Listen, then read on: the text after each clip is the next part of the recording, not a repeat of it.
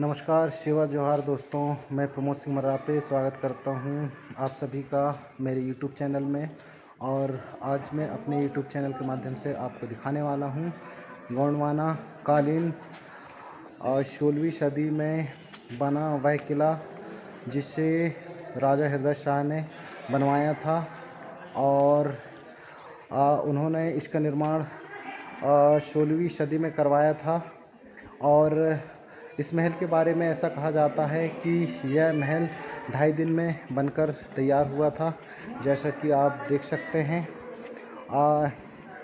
गोंडवाना मान्यताओं के अनुसार और उसमें लिखी लेख के अनुसार इस महल के बारे में कहा जाता है कि यह महल 2.5 दिन में बनकर तैयार हुआ था। लेकिन इतिहासकारों का मानना है कि इस महल की जो नींव है वह सन 1651 में रखी गई और यह सन 1668 में बनकर तैयार हुई। और यह गोंडवाना के जो महल हैं उनमें इसकी तुलना सर्वश्रेष्ठ महलों में की जाती थी। इस वजह से इसका नाम मोती महल रखा गया। और जो इसका जो निर्माण है वह गौड़ी स्थापत्य शैली से किया गया था, जो इस महल को काफ़ी अनूठा और देखने में सौंदर्य से परिपूर्ण बनाती है। और इस महल के निर्माण में मुख्यतः ग्रेनाइट पत्थर और बेल, चूना, गुड़ और अन्य सामग्रियों का प्रयोग किया गया है, जो इसे काफ़ी अलौकिक और सौंदर्य से परिपूर्ण बनाती है।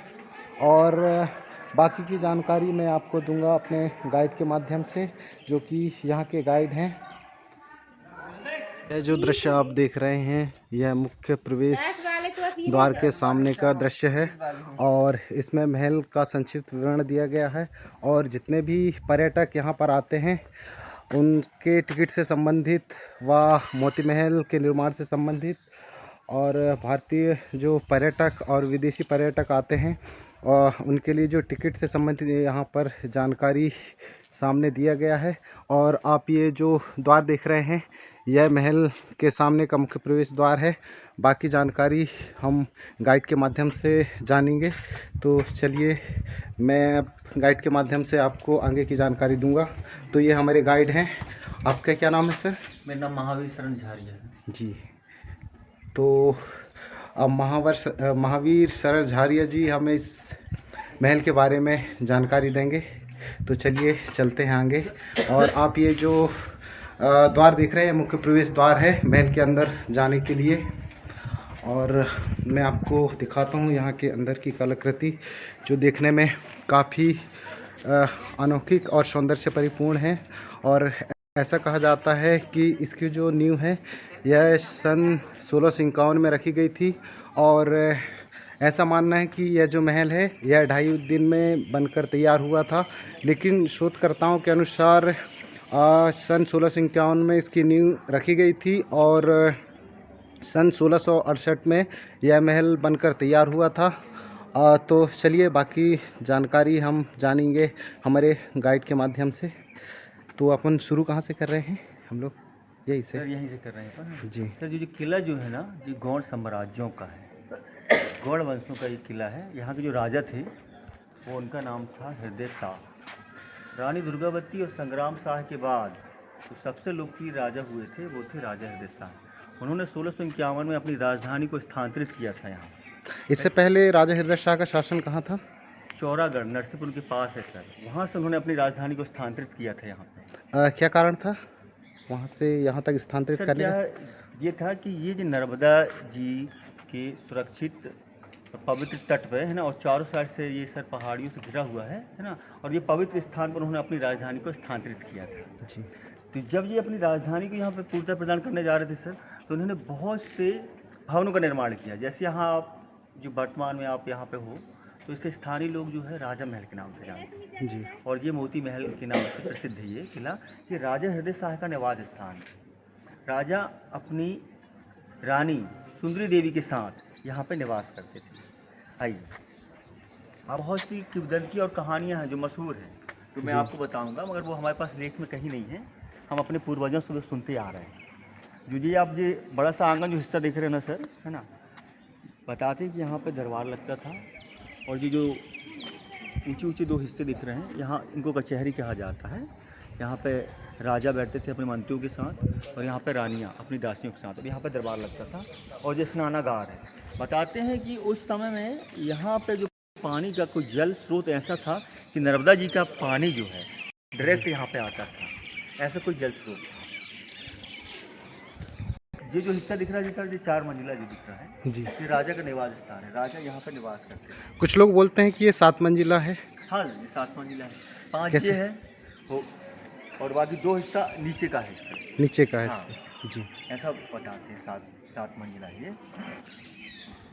सर आपको मैं कुछ और इसकी चीज़ें बता रहा हूँ।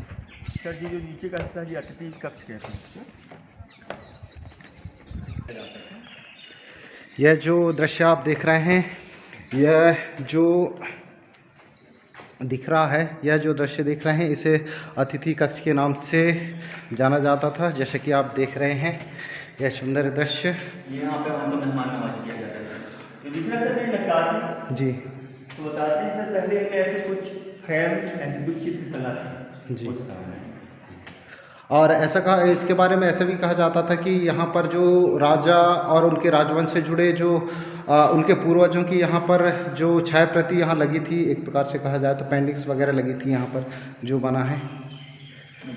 और सर ये जो आपके खुला खुला सर आप दिख रहा है ना, जी। ये है ना हिस्सा, ये दरवाजा जो दिख रहे हैं, इनकी जो द्वार है, ये गेट। जी। उस समय सर इन सब में जो है लकड़ियों दरवाजे लगे हुए थे।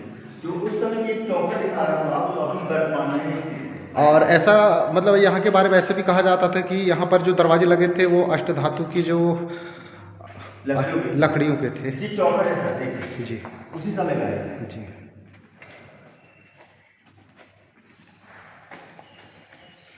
हुआ सर, जिसमें 54 राजाओं की सूची लिखी हुई है, जो कि गोंड राजवंश से जुड़े हुए थे। जी हाँ जी। जी। हाँ, उनका पूरा वो प्रमाणित दस्तावेज लिखा हुआ है सर, कि जो भी राजा थे जिन्होंने इस राज्य की नींव रखी।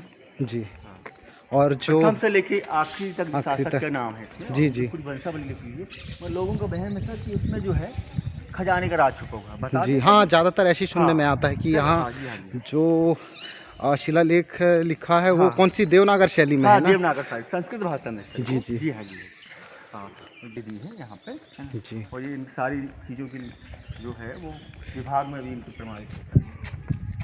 कुछ कहानियाँ इतिहास है वो, जी। ऐसा कि पूर्व में यहाँ अंग्रेज आए थे सर, जी। तो उनको भी एक वहम था कि इसमें खजाने का राज छुपा हुआ है, तो वो पढ़ नहीं ज़्यादातर पाए। इस शिलालेख के बारे में यही कहा जाता है। जी ये हाँ। जो आप देख रहे हैं, यह जो शिलालेख है यह देवनागर और संस्कृत लिपि में लिखी गई है।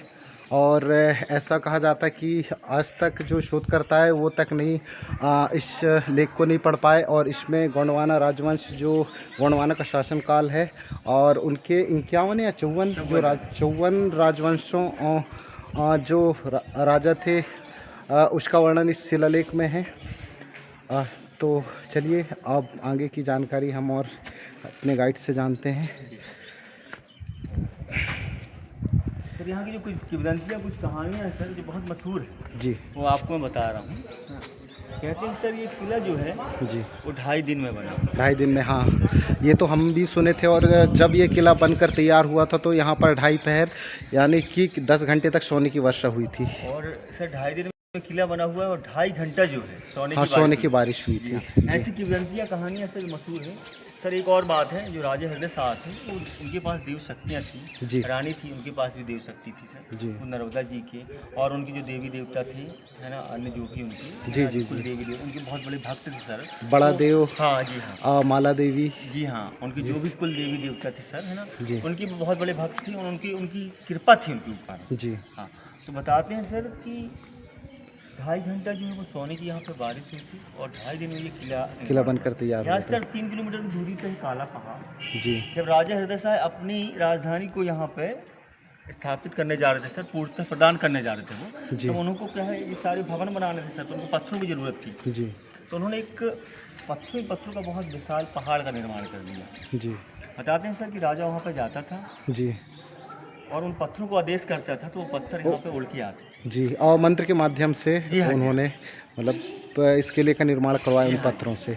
लेकिन वैज्ञानिक शोधकर्ताओं का ये भी कहना है जी कि जी वो जो पत्थर हैं वो ज्वालामुखी के लावा से निर्मित हुए हैं, जिन्हें एक विशिष्ट आकार दिया गया है और जिससे इस किले का निर्माण किया गया है करके। सर। अब ऐसा। क्या है वो शोधकर्ताओं के द्वारा वो सारी चीज़ कही जा रही है, मगर ये किंवदंती और कहानियाँ हैं सर, ये जी है ना, जी जो मैं आपको बता रहा हूँ, है ना। और लोगों का मानना भी है जो इस चीज़ को मानते हैं, आस्था रखते जी हैं जी सर, कि जी। ऐसा हो और सकता है। यहाँ पर तांत्रिक क्रिया का ये बहुत बड़ा क्षेत्र भी माना जी जाता हाँ, है, जो जी हाँ मंडला सर। जिला है जी हाँ, मंडला जिला वो सर फेमस है सर। फेमस है जी हाँ, तांत्रिक क्रियाओं के लिए। तो जी ये जी हाँ, जी बात हाँ। तंत्र मंत्र के लिए जाना तो जाता है सर ये सही भी क्षेत्र। हो सकती है। जी हाँ, और देखने में अभी भी ये किला गौड़ राजाओं की विशाल शौर्य गाथा को दर्शित करती हुई 16वीं सदी में बना यह किला अपने आप में बहुत ही सौंदर्य से परिपूर्ण और देखने में काफ़ी अद्भुत है, जिसे देखने के लिए काफ़ी दूर दूर से लोग आते हैं। और यह गौड़ साम्राज्य का केंद्र रहा है। मैं आपको बता दूं कि जो गौड़ साम्राज्य की स्थापना 11वीं सदी में हुई थी, जो कि इसका गढ़ कहा जाता है जबलपुर, गढ़ा कटंगा। उसके बाद में ऐसा कहा जाता है कि ये साम्राज्य का विस्तार हुआ। फिर यह जो गोंडवाना साम्राज्य है, जबलपुर से इसकी नींव रखी गई और इसका विस्तार मंडला तक हुआ। और आज वो राजा महाराजा और उनके कुल के लोगों की जानकारी तो नहीं है, लेकिन आज भी यह उनकी यादों को समेटे हुए यह किला अपने आप में राजाओं की विशाल शौर्य गाथा का वर्णन करते हुए जो देखने में अपनी उनकी एक विशिष्ट पहचान बनाए रखी है। तो चलिए मैं आपको अपने गाइड के माध्यम से आगे की इस किले की जानकारी के लिए आगे लेके चलता हूँ। तो चलें सर। चलिए आइए सर। सुरंग है जी हाँ सर, मैंने वो सुरंग जो कहा जाता है कि वो आपको उसका जो सुरंग एक दिखा रहा हूँ हिस्सा मैं। है। हाँ, जी चलिए। आपको अंदर चल रहा हूँ पूरा। जी जी। ऐसा कहा जाता है कि ये जो सुरंग है यह मंडला से मदन महल तक इसका सीधा रास्ता था। जी हाँ, बताते हैं सर ऐसे जी कि ये जो सुरंग का रास्ता है यहाँ पे, जी इस किले में, जी तो जो बाकी और भी किले हैं सर यहाँ पे, जी जैसे कि बेगम महल, जी मंत्री महल, जलवादल महल ना, तो वो सब में उनका गुप्त मार्ग था इस किले से। और यहाँ से निकलता था मंडला। सर ये सुरंग का क्षेत्र है। अच्छा, ये सुरंग। हाँ जी और सर क्या है, प्राकृतिक कुदरत ने ही इसको बंद कर दिया है। बताते हैं कि यहाँ पे बिजली गिर गई थी, इस वजह अच्छा, से इस वजह से हाँ, ये वाला बिजली गिरने से ये पूरा ये नीचे का रास्ता। हिस्सा सर वो जी सब खत्म हो गया है। हाँ। जी हाँ। और ये तो मंडला जाती थी। ऐसा कहा जाता है कि जो रानी थी वो रानी इसी जो सुरंग के माध्यम से एक और नर्मदा स्नान करने जाती थी, ऐसा कहा जाता है। हाँ सर, ऐसी किंवदंतियाँ कहानियाँ हैं जी सर, जो यहाँ पे इस सुरंग के माध्यम से यहाँ मंडला निकलते थे। जी और मंडला से जबलपुर जाता था सर मदन महल। जी। जी ये यह जो एक जो है ये एक सुरंग मंडला नर्मदा के लिए जो रानी एक और गढ़, यह जो एक सुरंग है ये मंडला की ओर जाती थी। और ये जो दूसरी सुरंग है वो इसका जो कनेक्शन था ये सीधे मदन महल के लिए था। और जो एक सुरंग का उपयोग रानी और राजा मतलब यहाँ से माँ नर्मदा और इनकी जो कुलदेवी थी वहाँ स्नान के लिए यहाँ से घोड़ों के माध्यम से जाते थे। और एक ये जो दूसरा सुरंग है, यह दूसरा सुरंग जाता था जबलपुर के लिए। और मैं आपको बता दूं कि सबसे जो शुरुआत जो गोंडवाना वंश की जो नींव रखी गई थी 11वीं सदी में, तो वहाँ पर मदन शाह के द्वारा मदन महल का निर्माण करवाया गया था। वहाँ तक ये जो सुरंग है ये जाती है, जैसा कि आप देख सकते हैं। चूँकि प्राकृतिक आपदा के कारण ये जो सुरंग है अभी बंद कर दिया गया है, क्योंकि यहाँ बिजली गिरने से ये जो हिस्सा छत विछत हो गया था। इस वजह से मैं आपको दिखाना चाहूँगा, ये जो सुरंग आप देख रहे हैं, यह जो सुरंग है ये जबलपुर की ओर जाती थी, जो जिसका जुड़ाव सीधे मदन महल से था। और ये सुरंग ना, और ये सुरंग मंडला की ओर जाती थी। थी जिसमें रानी नर्मदा स्नान करने व उनकी कुलदेवी को पूजने के लिए वहाँ पर जाती थी, उनकी कुलदेवी की पूजा करने के लिए। चलिए बता दें जो उनकी पहले जो संस्थापक थे जिन्होंने इस राज्य की नींव रखी थी कौन थे? जी सर प्रथम जो राजा शासक थे उनके वो यदुराज थे। यदुराय ना, वो क्या 11वीं सदी में था ना? जी सर, है ना, वो यदुराज थे सर, प्रथम जो उनके जी संस्थापक थे जिन्होंने इस राज्य की नींव रखी। वो दो रानियाँ थी, तो एक का नाम था सर सुंदरी देवी जी। और दूसरा थी जिनका नाम था चिमनी रानी। चिमनी तो रानी। पहले जो राजा हृदय शाह थे वो अकबर के दरबार में सर जी राजा हृदय शाह को संगीत शास्त्र का बहुत ज्ञान था, बहुत बड़े ज्ञाता थे सर। और ऐसा कहा जाता है कि वो तांत्रिक विद्या और जो संगीत के बहुत बड़े हाँ, ज्ञाता थे ज्ञाता थे। जी संगीत शास्त्र में उन्होंने 2 पुस्तक लिखी थी सर, जी। हृदय कौतुक हृदय और को। हृदय प्रकाश। जी जी है। और संगीत शास्त्र के बहुत बड़े ज्ञाता थे वो, उनको संगीत का बहुत ज्ञान था सर। जी राजा हृदय शाह जब अकबर के दरबार में थे सर, तो उनके साथ जो रानियाँ थीं जी। वो उनकी व्यक्तित्व में मोहित होकर उनके साथ आ गई थी सर। तो ऐसा कहा जाता था कि जो रानी है चिमनी बेगम, हाँ जी, हाँ चिमनी बेगम वो अकबर की चचेरी बहन थी। जी सर। जी जी जी है ना। जी तो जी राजा हृदय शाह ने उन दोनों रानियों को सर यथोचित सम्मान दिया था जी। और दोनों उनके साथ रहती थी। क्या वजह है कि मतलब यहाँ के बाद उनको बेगम महल बनाना पड़ा, जिसे रानी महल के नाम से भी जाना जाता है? तो सर क्या है कि राजा ने अपने जो भी खास थे जी वो है ना, जैसे सर उन्होंने अपने उनके जो मंत्री थे सर दीवान जी जी। दीवान राय भगत जी। उनके लिए उन्होंने निवास स्थान बनाया सर। जी जी। हाँ, और उनके दो सेनापति थे सर दल सिंह और बादल सिंह। जो रानी चिमनी बाई जो थी जी। बेगम उनको वो सुरक्षा प्रदान करते थे सर। जी जी जहाँ बेगम महल है वहाँ दल बादल का भी महल था, उनके 2 सेनापति थे सर। जी। और राय भगत जी जो थे उनके दीवान थे। जी हाँ, राय भगत दीवान। उनके लिए भी उन्होंने निवास स्थान बनाया था। दीवान का काम क्या रहता था उस समय में? सर उस समय वो सारे वो राज्य की व्यवस्थाएं, जी कर हाँ, टैक्स वगैरह जी पूरा। हाँ, जी हाँ, जी वो जी सब था जी। तो सर उन्होंने हर जो भी उनके खास थे उनके लिए सर उन्होंने एक निवास स्थान बनाया था। जी जी। और जो राय भगत की कोठी है उसके बारे में कहा जाता है कि मतलब वहाँ पर सेनापति के साथ साथ पूरी जो सेना का जो निवास स्थान था वह राय भगत की कोठी थी। जी हाँ जी जी। और ये मतलब यहाँ ये जो दरवाजे अभी ऐसे ये जो दरवाजे एक कतार में क्यों हैं इनको मतलब मैंने आगरा में भी आगरा का जो ताजमहल देखा और आगरा फोर्ट जैसलमेर का किला देखा, वहाँ की जो बनावट है तो चूँकि वो 18वीं सदी का है जैसलमेर का, तो वहाँ की बनावट और यहाँ की बनावट में बहुत ऐसा संक्षिप्त क्यों, जैसे अगर हम जैसलमेर की देखें, जैसलमेर फोर्ट है जो देखने में ऐसा लगता है वहाँ पर कि जो किले का निर्माण हुआ इंटरलॉकिंग सिस्टम से हुआ है। वहाँ पर जब उसका जो निर्माण हुआ बालू पत्थरों से हुआ, जिसमें किसी तरह का कोई उसके निर्माण किसी भी प्रकार की कोई भी चीज़ों का वो उपयोग नहीं किया गया है। लेकिन इस जो है भवन के निर्माण में किस तरह की जो मटेरियल यूज़ हुई हैं और कौन से पत्थरों से इसका निर्माण किया गया है?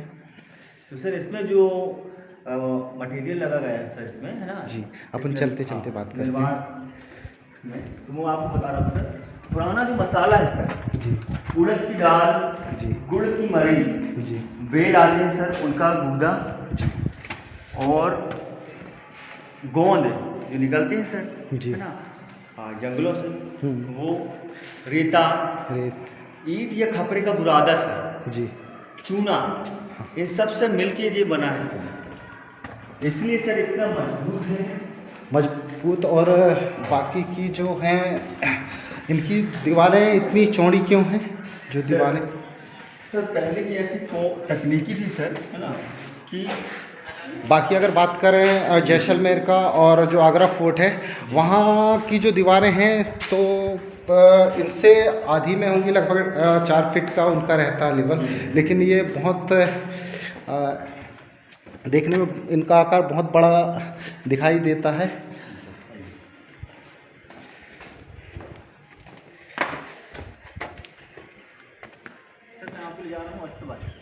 अच्छा हाँ, अब हम आपको दिखाने वाले हैं हमारे गाइड भैया के माध्यम से अस्तबल, और देखते हैं उस समय राजाओं का जो सेना के प्रति और अपने पशुओं के प्रति कैसा व्यवहार था। तो जैसे कि आप देख सकते हैं, जैसे राजमहल, उसके बाद में राजमहल के बाद में जिसे मोती महल के नाम से जाना जाता है, और ये है अस्तबल, जहाँ पर यहाँ पर क्या रहते थे सर? यहाँ पे घोड़ों को रखा जाता है। घोड़ा, और राजा जी के पास जो हाथी वगैरह रहते थे वो सर वो नीचे का हिस्सा है। नीचे का ना? वो जो अच्छा जाली अच्छा, लगी हाँ हुई हाँ है, हाँ, जी जी वो जी नीचे हाथी का हिस्सा है। और ये अस्तबल, घुड़सार कहते हैं इसको। जी जी, घुड़सार अस्तबल। यहाँ पे उनको रखा जाता था। और ये उनके जर जी जी जी सामग्री है जी जी जी, रसद, हाँ, और उनके मतलब दैनिक जीवन उपयोग आने वाली वस्तुएं जी। अस्तबल, यहाँ पर कितने घोड़े रहते थे उस समय? सर वो लगभग फिर भी यहाँ पे 100-200 घोड़े तो रहते रहे होंगे सर लगभग में, जी है ना? जी। और जो हमारे हृदय शाह राजा थे जो गोंड राजवंश के थे, तो उनके पास मतलब उस समय सेना की जो अनुमानित, फिर भी आपको पता हो एग्जैक्ट कि लगभग में कितने सेना बल रहा होगा उनके पास में? तो राजधानी थी। जी जी जी यहाँ पे राजधानी की उन्होंने स्थापना की थी सर। जी जी जी तो उनके पास विशाल रही होगी सर सेना। जी। हाँ, उसमें तो लगभग कोई ये तो अस्तबल है यहाँ पर जिसे घुड़सार बोलते हैं, और उसके बाद हाथियों के लिए जो था वो कहाँ नीचे है? नीचे वाला है सर वो, जी है ना? जी वो जब नीचे से आप आओगे ना वहाँ से जी नर्मदे के किनारे से, जी वहाँ जी पे। जी और जो दिख रहा है सर, ये 4 मंजिला, यहाँ पे सुंदरी देवी जो थी रानी, उनके साथ यहाँ पर निवास करते थे राजा हृदय शाह। जी। ये और जो 4 मंजिल चिमनी रानी बेगम थी वो चुगान में रहती थी, यहाँ से 2 किलोमीटर दूर। जी।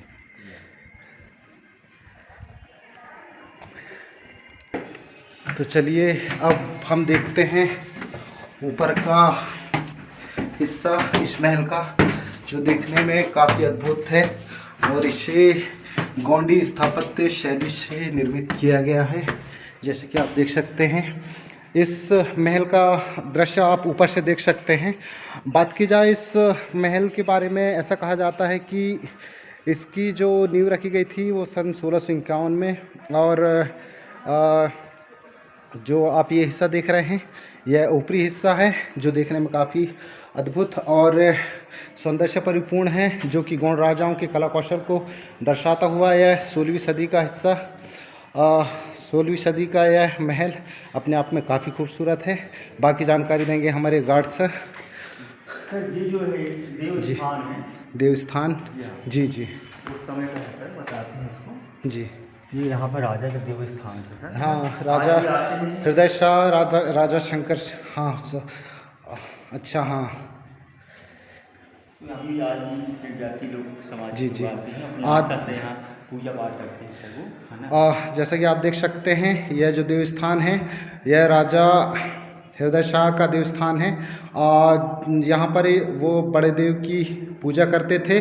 और मैं आपको बता दूं कि जो राजा हृदय शाह हैं वो प्रेमल शाह और पालो रानी के सुपुत्र थे, और जो पालो रानी थी वह काली कंकाली दाई की बहुत बड़ी भक्त थी, और वर्षों तपस्या करने के बाद भी उनको पुत्र की प्राप्ति नहीं हुई थी, तो वो बहुत परेशान हो गई।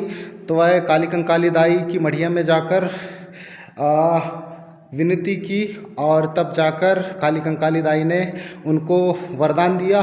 और ऐसी मान्यता है कि जब हृदय शाह का जन्म हुआ तब गढ़ा चौगान में 2.5 पहर यानी कि 10 घंटे तक सोने की वर्षा हुई थी। और यह गोंड राजाओं का देवस्थान, जिसे आज भी गौड़वंशी लोग यहाँ आकर अपनी श्रद्धा सुमन अर्पित करते हैं और अपने राजा और गोंडवाना वंश के महान राजा हृदय शाह को याद करते हैं।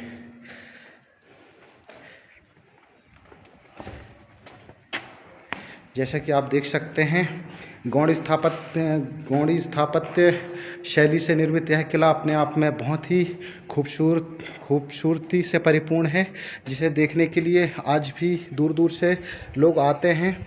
और यह गौड़ी संस्कृति की एक अनूठी मिसाल है, और गौड़ साम्राज्य का यह किला अपने आप में बहुत ही सौंदर्य से परिपूर्ण है।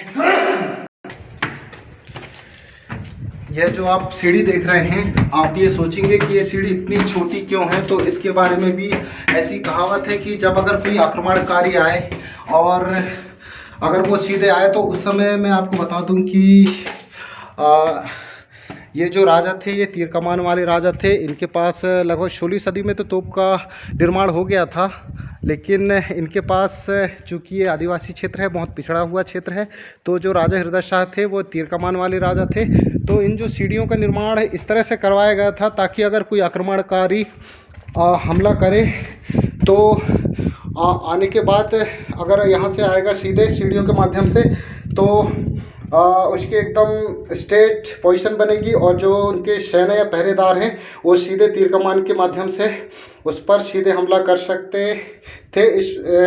तो ये राजा की सुरक्षा और प्रजा की रक्षा और बाहरी आक्रमणकारियों से बचाने के लिए सीढ़ियों का जो निर्माण है इस तरह से किया गया था, जैसा कि आप देख सकते हैं। और ये जो आप देख रहे हैं यह सबसे ऊपरी हिस्सा है और यह तीसरी मंजिल है, जैसे कि आप देख सकते हैं।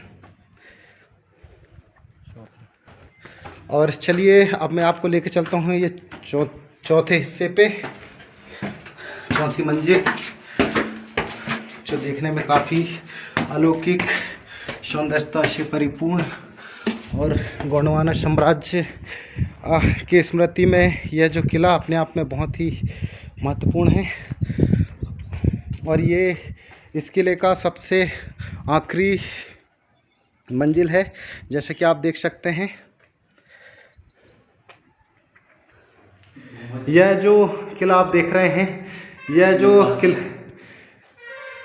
किला का गुंबजनुमा आकार, जैसे कि आप देख सकते हैं, ये डोम साइज का, जो देखने में काफ़ी अद्भुत है, जिसका निर्माण उस समय बेल, चूना और उड़द की दाल जैसे गुड़ और अन्य बेल जैसे महत्वपूर्ण चीज़ों से इसका निर्माण किया गया है, जो कि 16वीं सदी में बना यह किला अपने आप में काफ़ी अद्भुत। जो किला जो है ना जी, ये पूरा किला एक दूसरे से ज्वाइंट है। मतलब आपको अगर उस हिस्से में जाना है तो आपको नीचे सीढ़ियों से भी जा सकते हो आप, मगर आप ऊपर यहाँ पूरा ऐसा एक राउंड पूरा लगा सकते हैं। आप जहाँ से चलना स्टार्ट करिए फिर दोबारा वहीं आ सकते हो, ऐसा पूरा ज्वाइंट ही है। जी जी।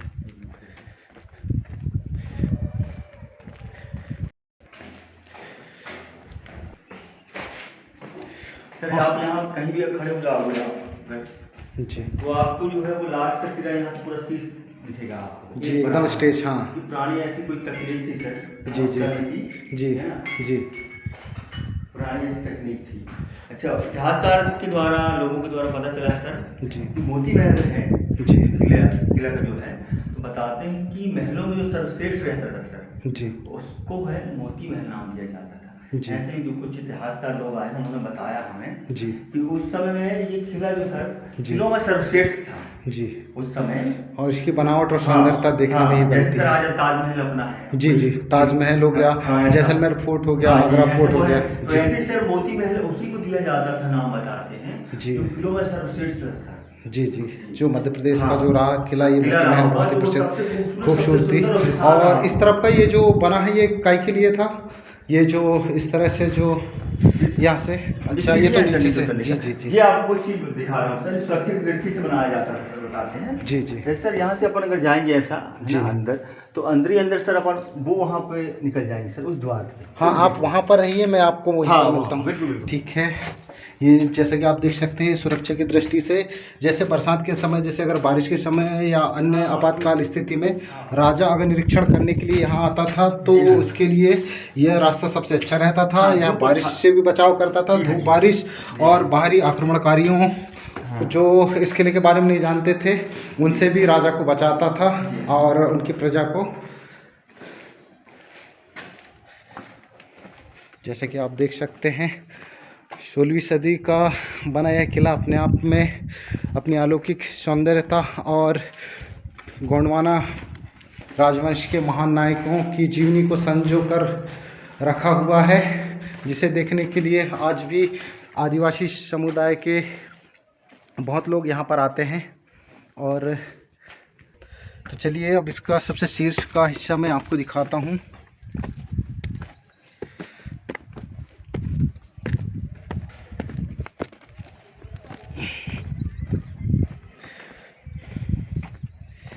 यह जो हिस्सा आप देख रहे हैं कि शीर्ष का हिस्सा है, और यहाँ पर देख सकते हैं ये आप गुम्बद बने हुए, और यह उस समय गोंडवाना राजवंश के महलों में सर्वश्रेष्ठ महलों में इसकी गिनती की जाती थी। और यह जो महल देख रहे हैं यह 16वीं सदी में बना महल अपनी अलौकिक गोंडवाना कालीन गोंड स्थापत्य शैली से निर्माण, यह किला अपने आप में बहुत ही महत्वपूर्ण और बहुत ही सौंदर्य से परिपूर्ण है, जिसे देखने के लिए आज भी दूर दूर से लोग आते हैं। और यह जो महल का हिस्सा आप देख रहे हैं यह इस महल के एकदम बगल में लगा हुआ जो अस्तबल है, जिसे घुड़सार कहा जाता है। जो यहाँ से जुड़ा हुआ है रायभगत की कोठी, वो सामने दिख रहा जी है जी जी। रायभगत की कोठी। और सामने जो यहाँ आप से आधा किलोमीटर की दूरी रायभगत की कोठी, जिसकी जानकारी मैं आपको बाद में दूंगा। यहाँ से जो राजा रानी थे वो नर्मदा जी के दर्शन करते थे। अच्छा अच्छा, ये जो जगह है आप देख रहे हैं, यहाँ से जो राजा हृदय शाह और उनकी रानी सुंदरी देवी माँ नर्मदा के यहाँ पर से दर्शन करते थे। जैसे कि आप देख सकते हैं यह जो नदी आप देख रहे हैं मेरे सामने, वह नर्मदा नदी है।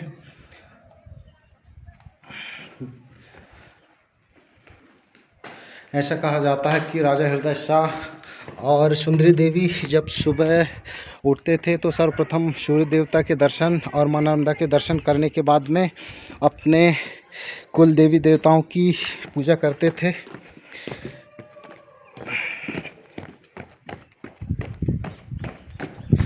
तो चलिए मैं लेके चलता हूँ आपको एक और हिस्से में इस महल का।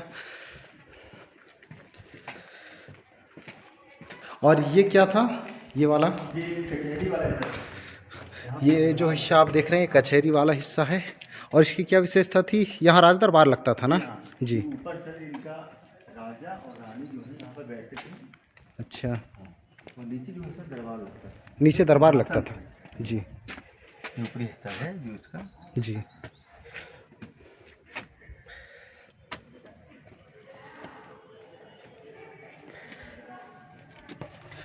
अब मैं दिखाता हूँ आपको यहाँ का ऊपरी हिस्सा।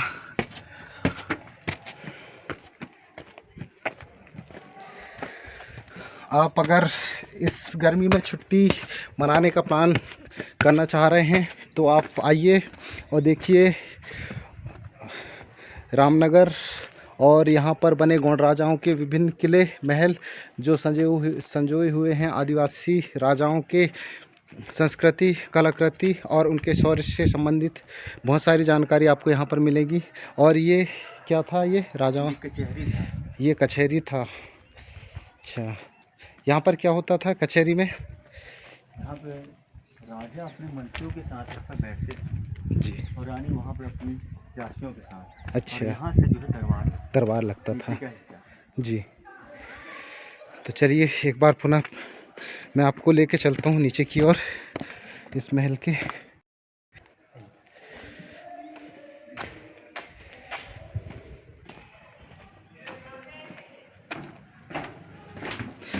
और चलिए हम चलते हैं नीचे की ओर।